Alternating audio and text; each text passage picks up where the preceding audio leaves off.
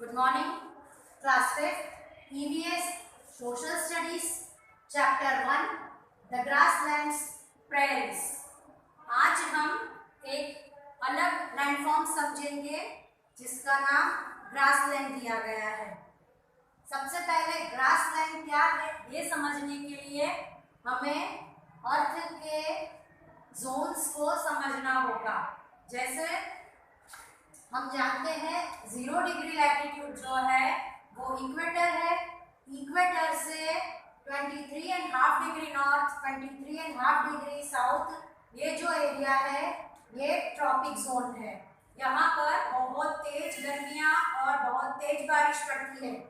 और इसके ऊपर का जो हिस्सा है और इसके जो नीचे का हिस्सा है 23.5 डिग्री साउथ और 23.5 डिग्री नॉर्थ का जो इक्वेटर से दूरी पर है वो जो एरिया है उसे टेम्परेट जोन कहा गया है।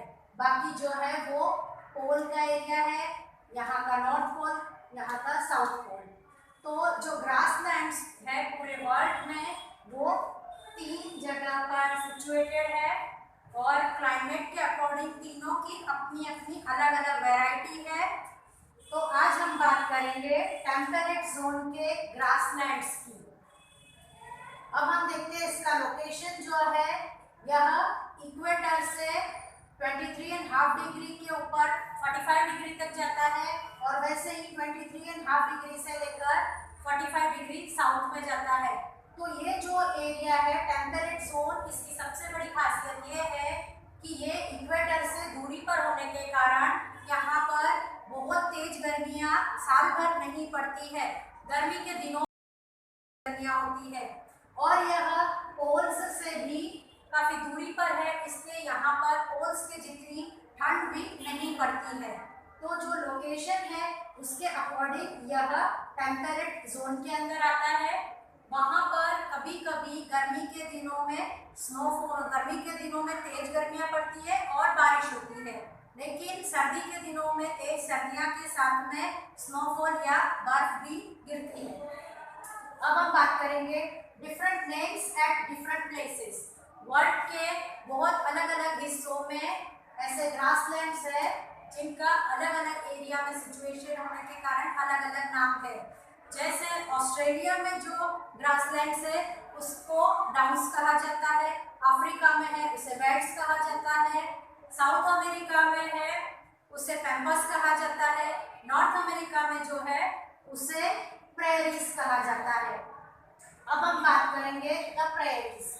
प्रेरीज मतलब घास का मैदान जो थाउजेंड्स ऑफ एकड़ में फैला हुआ है और जहाँ पर पेड़ों की संख्या बहुत कम है, नदी किनारे पर है, बाकी बहुत लंबे एरिया में घास या घास के मैदान है। प्रेरीज जो है यह फ्रेंच भाषा का एक शब्द है जहाँ पर प्रेरीज का मतलब होता है घास के मैदान। तो हमारे जो ग्रासलैंड्स या घास के मैदान है वो 3 तरफ में है। जो हमारा साउथ पोल है वहाँ पर कुछ भी उगता नहीं है और जो नॉर्थ पोल है वहाँ पर टुंड्रा ग्रास होती है और बाकी जो ट्रॉपिकल रीजन है हमने पढ़ा है डेमोक्रेटिक रिपब्लिक ऑफ कॉन्गो, यहाँ पर ट्रॉपिक होने के कारण यहाँ की घास की खासियत टेम्परेट से अलग होती है। टेम्परेट की जो घास होती है वो लंबाई में काफ़ी अलग होती है। हमारे कंट्रीज में जो घास होती है वह छोटी होती है, टेम्परेट जोन की घास होती है वो 6 फीट हाइट जितनी लंबी हो सकती है। अब हम बात करेंगे यहाँ का क्लाइमेट। यहाँ पर गर्मी के दिनों में बहुत तेज गर्मियाँ पड़ती है, सर्दी के दिनों में बहुत तेज सर्दियाँ पड़ती है और साथ ही सर्दियों में बर्फ भी गिरती है। अब हम देखेंगे नेचुरल वेजिटेशन। यहाँ का जो नेचुरल वेजिटेशन है वो पूरा लश ग्रीनरी से भरा हुआ है जो कि ग्रासलैंड का एक खासियत है। ग्रास मतलब यहाँ पर केवल घास नहीं होती और भी कुछ चीज़ें यहाँ पर उगती है और ये वर्ल्ड में बाकी सभी जगहों से बहुत बेस्ट क्वालिटी की होती है, जैसे वीट, कॉटन। अब हम देखेंगे वाइल्ड लाइफ।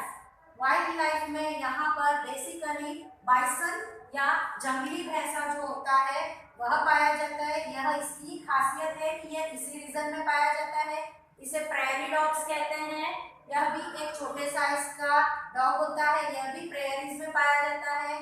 जंगली गधे होते हैं वहाँ पर, और बहुत सारे इंसेक्ट्स और बर्ड्स की वैरायटी वहाँ पर पाई जाती है। और कभी कभी बर्ड्स और इंसेक्ट इनके जो फार्म्स होते हैं या एग्रीकल्चर होता है उसको बहुत नुकसान भी पहुँचाते हैं। People and their way of life, वहाँ के जो नेटिव्स हैं वो रेड इंडियन लोग थे जो मूल निवासी थे। बाद में यूरोपियन सेटलर्स वहाँ पर आकर बस गए।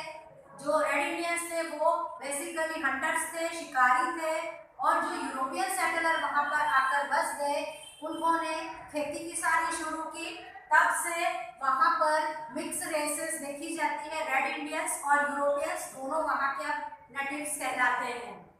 इनका जो मेन काम होता है वो होता है farming and cattle rearing. Basically ये लोग खेती किसानी करते हैं और जानवर पालते हैं। जानवर से ये लोग मिल्क और डेयरी प्रोडक्ट्स बनाते हैं, और बाकी का मीट प्रोडक्शन होता है। इनका वीट मतलब गेहूं और मीट जो है पूरे वर्ल्ड में एक्सपोर्ट किया जाता है। बहुत बेस्ट क्वालिटी का होता है। यहाँ पर वीट, गेहूं, मेज, मक्का, बार्ली, ओट्स, कॉटन, ये सब चीज़ें बहुत अच्छी क्वालिटी में ग्रो होती है क्योंकि ये बहुत फर्टाइल लैंड होता है। तो ये सब चीज़ें वर्ल्ड में दूसरी जगह की कंपैरिजन में यहाँ ज़्यादा क्वांटिटी में होती है, और इनका क्वालिटी भी बाकी जगहों से बहुत अच्छा होता है।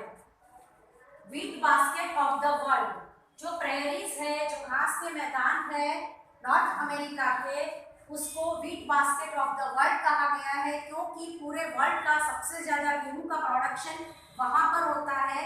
अपने कंट्री की खपत के बाद में दूसरे कंट्री को एक्सपोर्ट करते हैं। इनके जो खेत होते हैं बहुत बड़े बड़े होते हैं, थाउजेंड्स ऑफ एकर्स तक फैले हुए होते हैं। रैंचेस, एक वर्ड है रैंचेस, जो पालतू पशु होते हैं जिन्हें हमारे यहाँ इंडिया में बाड़ों में रखा जाता है।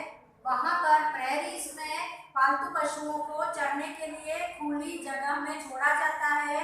वहाँ पर उनके रहने की भी व्यवस्था होती है और चरने की भी, उसको रैंच कहा जाता है। स्लॉटरिंग ऑफ एनिमल्स, हमारे यहाँ पर पशु को कत्ल करने के लिए कत्ल खाना होता है या बूचड़ खाना होता है या कसाई घर होता है। वैसा वहाँ पर बहुत मॉडर्नाइज या आधुनिक मशीनों का कत्ल खाना है। पूरे वर्ल्ड में सबसे ज़्यादा पशुओं को वहीं पर क्लीन करके उनका मीट पैक करके पूरे वर्ल्ड में एक्सपोर्ट किया जाता है। मिशिगन लेक नाम का एक झील का किनारा है, वहाँ पर शिकागो नाम का एक सेंटर है। शिकागो नाम की एक बड़ी सिटी है जो कि अमेरिका का एक बहुत बड़ा शहर है। वहाँ पर वर्ल्ड के सबसे ज़्यादा स्लॉटरिंग हाउस या कत्ल खाने हैं। तो आज हमने नॉर्थ अमेरिका के घास के मैदान प्रेयरीज क्या है, ये कहाँ पर सिचुएटेड है और ये क्यों फेमस है, ये समझा।